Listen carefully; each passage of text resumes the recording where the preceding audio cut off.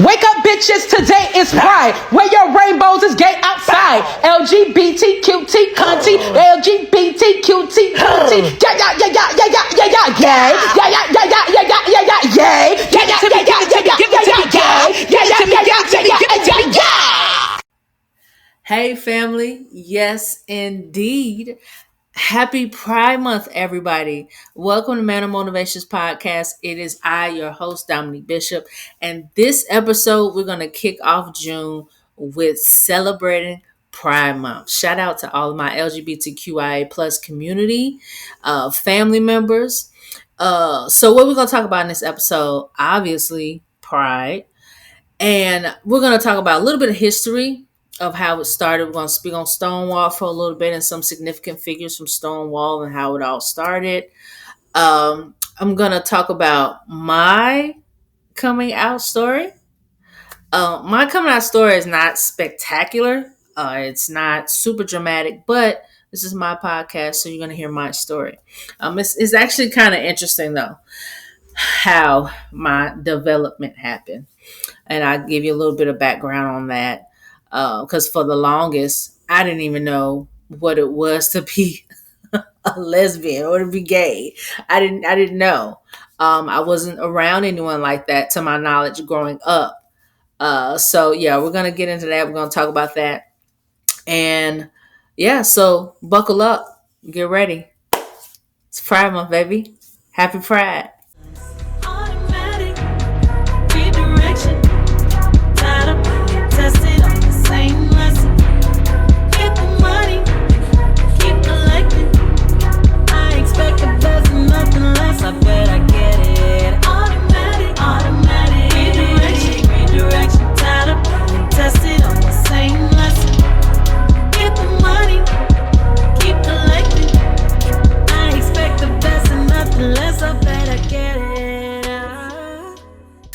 All right, y'all. So let's get into it. Pride Month. Okay.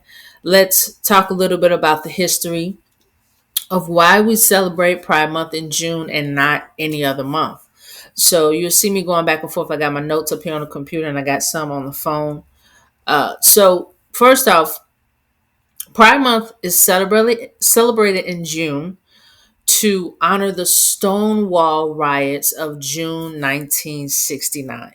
If you're not familiar with the Stonewall riots, you need to look that up. Do some of your own research so you can retain some of the knowledge. But Stonewall riots of June 1969 were a very pivotal moment in the LGBTQ plus history where queer people, especially trans women of color like Marsha P. Johnson and Sylvia Rivera, fought back against police brutality and systematic discrimination.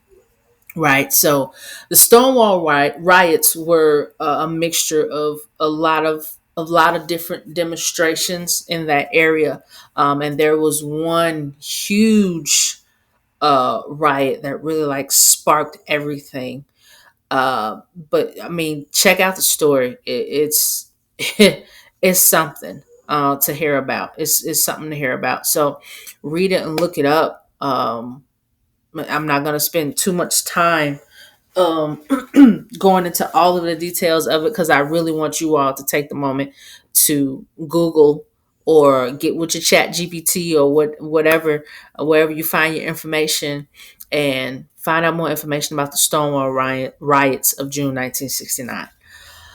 Like I said, the two most popular people that are related to the Stonewall riots, you will hear are Marsha P. Johnson and Sylvia Rivera. But there are other names that you should know as well that help fight against discrimination, systematic discrimination, and police brutality. Also, with this being June and Pride Month, it's also about liberation. Right? So it's not just a celebration, but it's about liberation. So Pride began as a protest, and not just a regular party like how we do now. Pride started out as a protest, right? An act of defiance against um, the systematic discrimination that was out there against the LGBTQ plus community. It was a fight for visibility, equality, and survival. While parades and festivities are now a staple, the spirit of pride is rooted in demanding justice and honoring those who paved the way. So even though we're out here doing our bar crawls and going to the parades and chilling out at Montrose Beach. I know that's what I used to do back in Chicago. Or going to Piedmont Park down here in Atlanta, or wherever you celebrate, whatever major city you in, or small city you in that has a pride celebration. Remember, it's not just about the party, even though now we do have a lot to celebrate, but we also still have a lot to fight for. With this current administration that's in office right now, I mean, they're just yanking liberties and freedoms left and right, and taking away rights, is from women, from LGBTQ plus community, and specifically the trans community is being affected a lot by what's happening in this administration. So, Pride Month is a celebration of the freedom that I know we can have, right?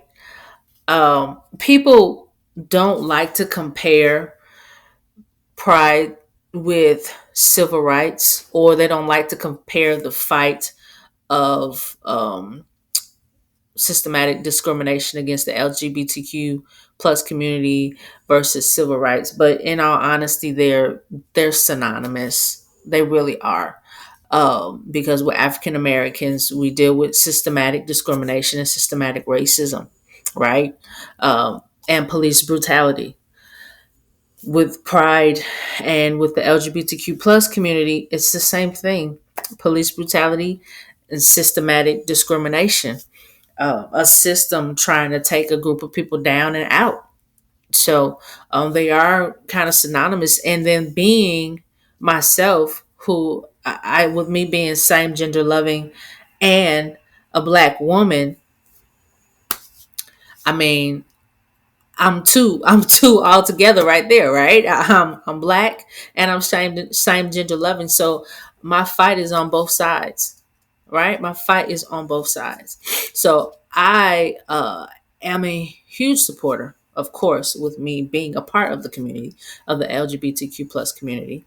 I stand with my trans brothers and sisters, who are in a fight right now with this administration. There are other rights that are being stripped away as we speak.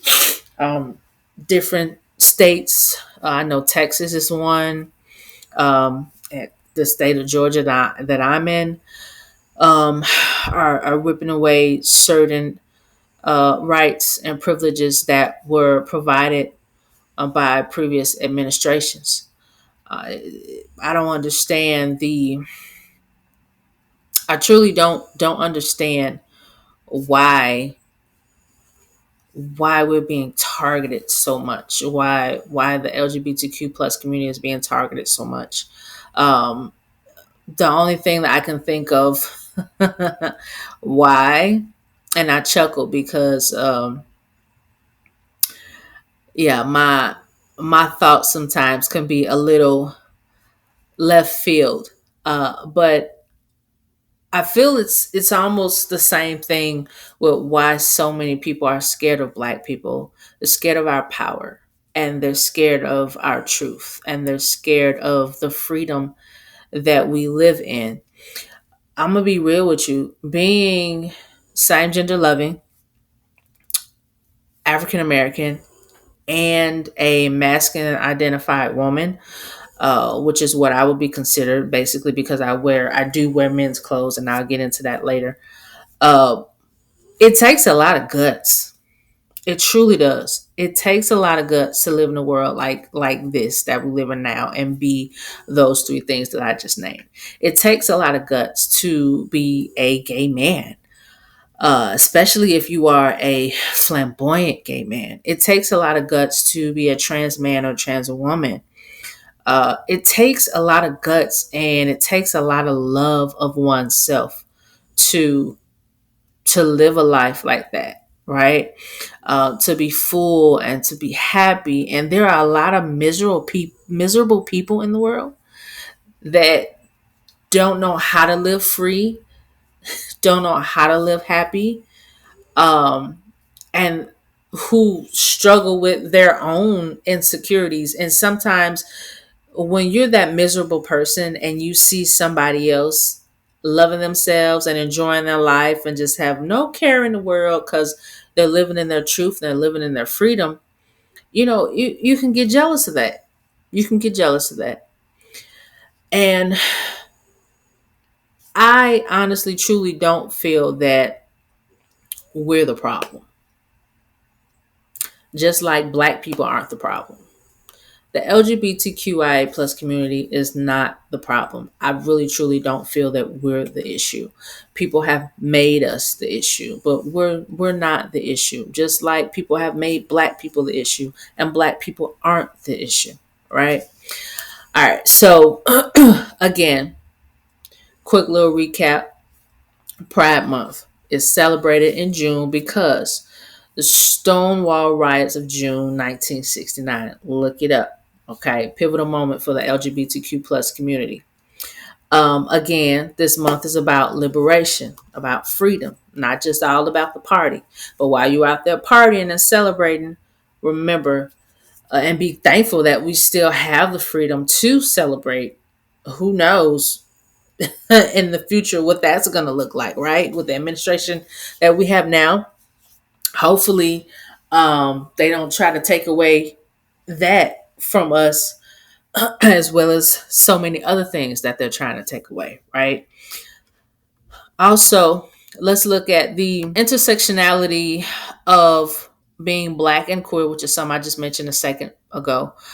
Being Black and queer means navigating dual layers of oppression. I touched on that real quick when I was talking about the other point. But it's true.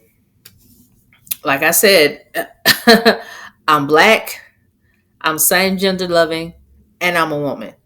So for me, it's more than the dual layers of oppression. It's more so a triple layer of oppression um, that I have to fight through every single day of my life. It may not appear, I may not see it all the time, but there are systems in place that are out here to try to stop me and others like me from living a full, successful life. That's just how it is. There are there are systems in place uh, that are trying to stop Black people from living a full and happy life, right? So there are also those same systems that are out there for the LGBTQ plus community, causing oppression. The anti-Blackness also within queer spaces, and homophobia within Black spaces. It's still amazing to me how Black people as a whole, to a certain degree, we still, they may play along with the gay cousin or the gay uncle or whoever, uh, but there's still a little bit of, you know, I'm I'm cool with you, but I'm not gonna trust my kids with you. Hey, that's just what it is, right? So a lot more people are becoming more accepting, but still, I think sometimes with families, it's something that's more so tolerated, right? So yeah, we'll let your gay cousin come around or your gay uncle, or it's the other one where we know there's something, but we won't speak on it. You'll hear those little phrases where so and so got a little sugar in his tank, or there she go hanging out with her friend again. You know how we are. Like we need to stop that for real. If you're gonna support, and this is to all my if you're an ally, amazing. We appreciate your allyship. We love you for it. Thank you for being there with us, and standing for us in our absence. But to those of you who you got some work to do. Don't I just feel that if you're gonna support me, all of me, because this is who I am. Support me. That's just it. You either support me or you don't. If you don't, I understand. Let bygones be bygones. That's cool. You live your life, I'm gonna live mine. But if you're gonna love me and you're gonna support me, just do that. Right? We should all have unconditional love for each other anyway. Right? So that's always been my gripe about it with homophobia in black spaces. It's it's a tough conversation. It really is. I'm sorry, I was looking at some flying around, but it's a tough conversation when you have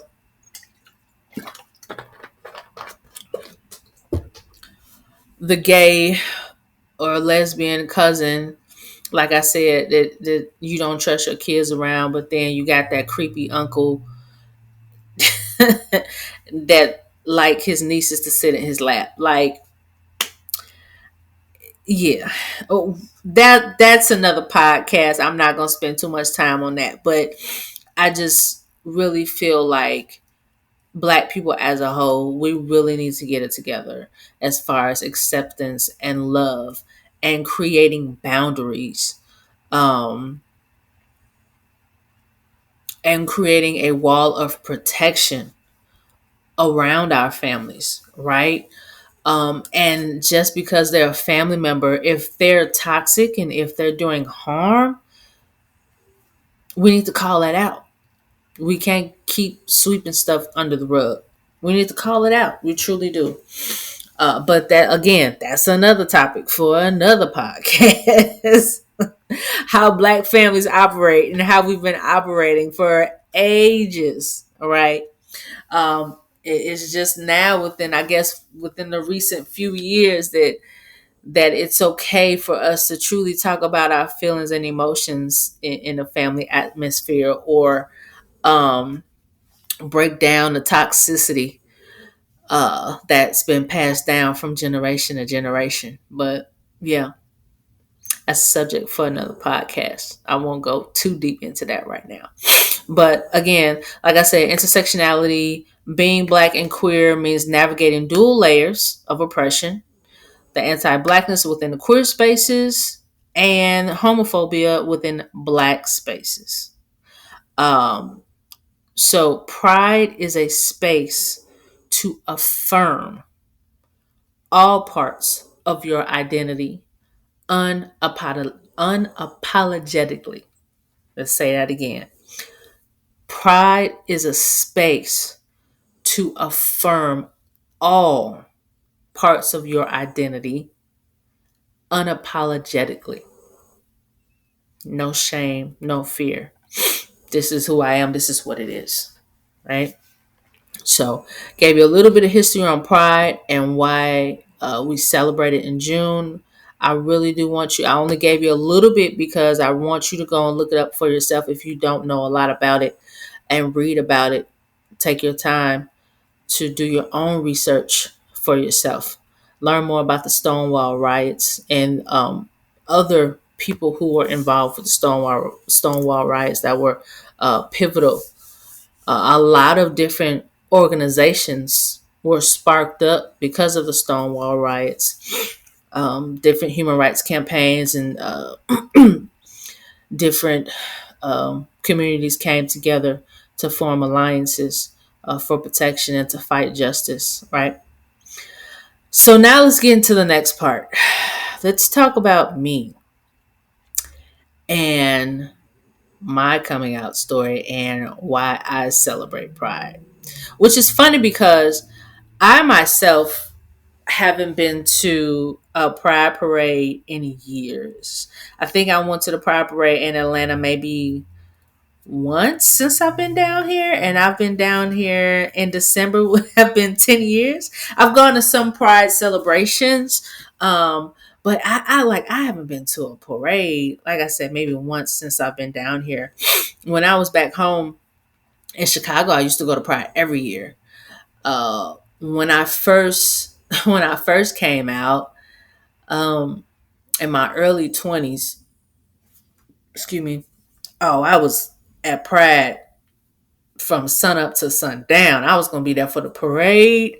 Then after the parade on North Halstead, then we would all migrate over to Montrose Beach, and that was the um, regular Pride, right?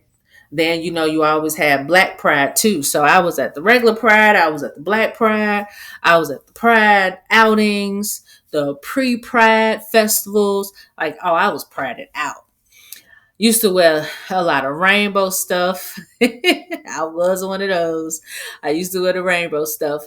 But once I started getting a little older, I didn't really wear too much rainbow stuff. I really, even to this day, I don't really wear anything rainbow. I think I got a couple of pairs of rainbow socks, but I don't know. Just the whole a rainbow thing. Just it's cool. I get it. I love it. I understand it. But for me, when I was younger, I was all about that. Had rainbow flags, banners. I had a human rights equal sign bumper sticker on the back of my car, and I remember my car needed to get some work done, and I took it to one of my uncles to get it done. And he saw the bump sticker on the back of my car, and he was like, "Do you know what that means?" And I was like, "Yeah, equality." I just left it at that. That was before I came out. Oh, that was actually around the time where like people were whispering about me and whatever. But yeah, so I thought it was funny. So I guess we can start with my story, right? So I myself have known that I was different ever since I was a child, right? Um,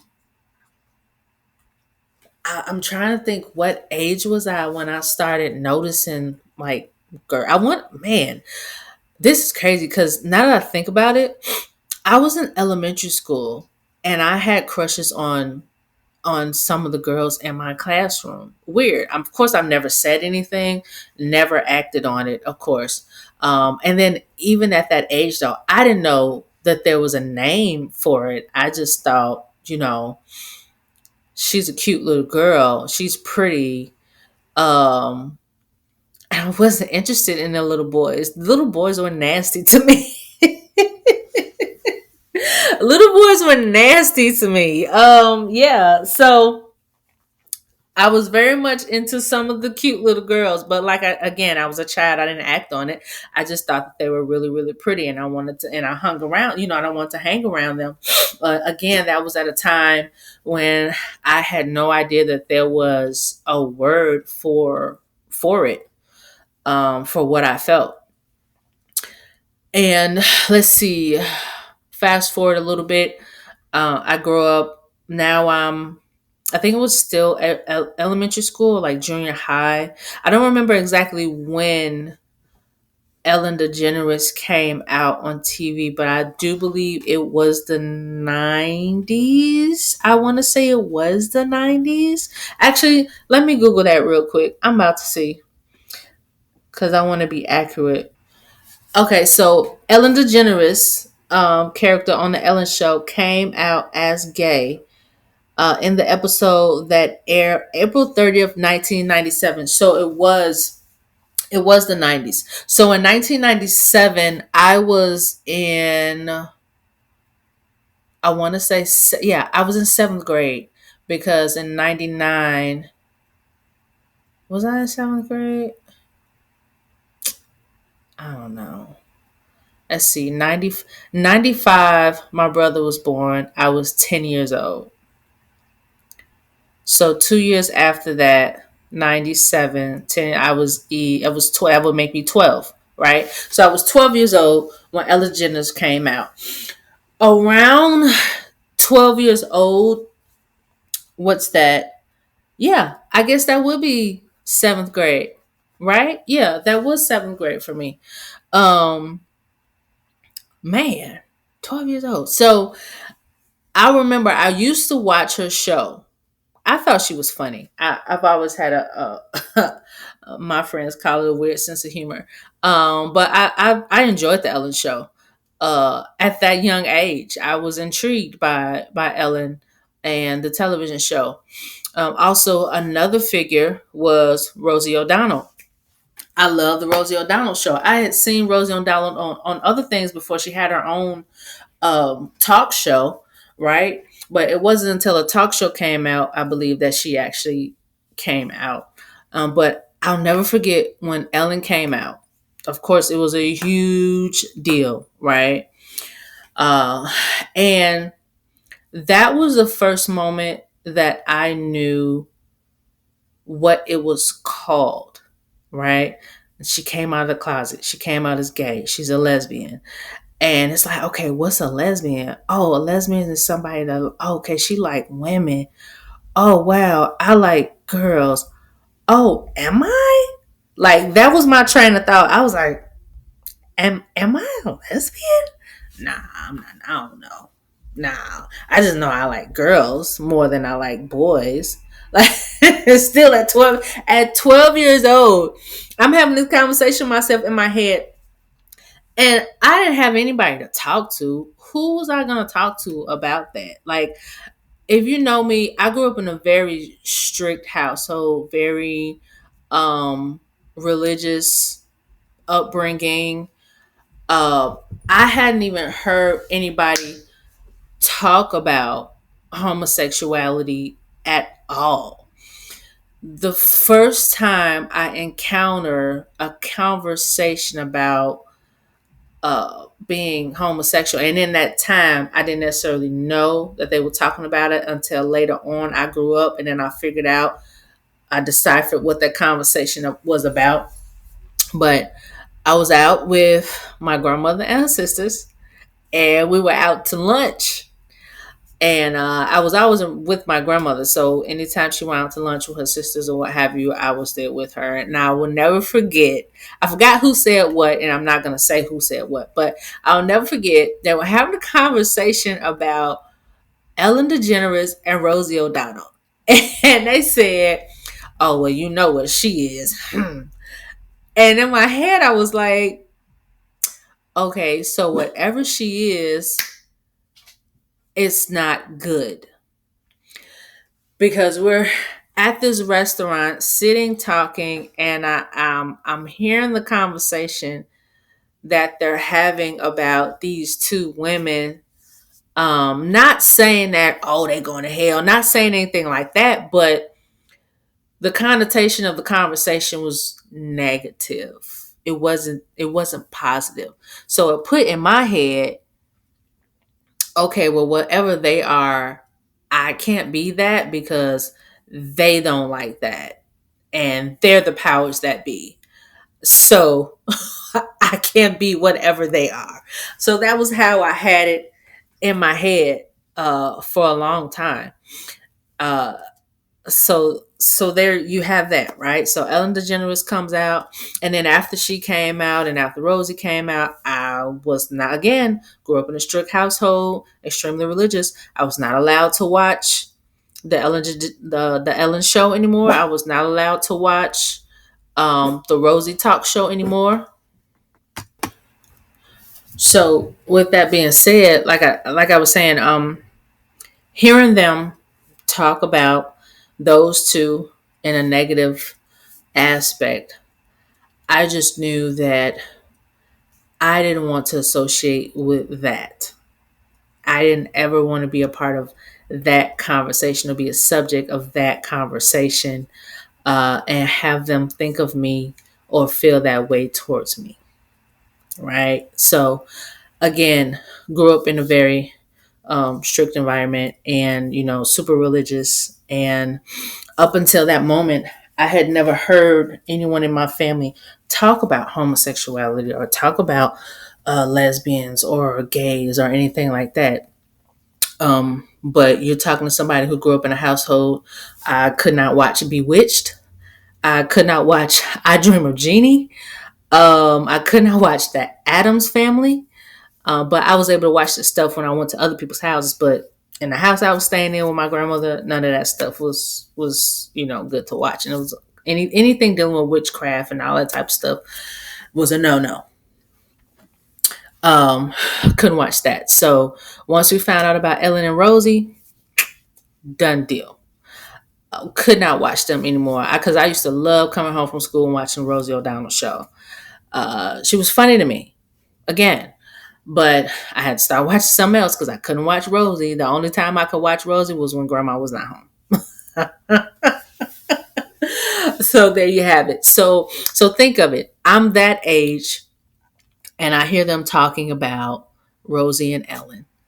And I just know for myself, I didn't want to be associated with that because it was like, ooh, that's tough. Okay, cool.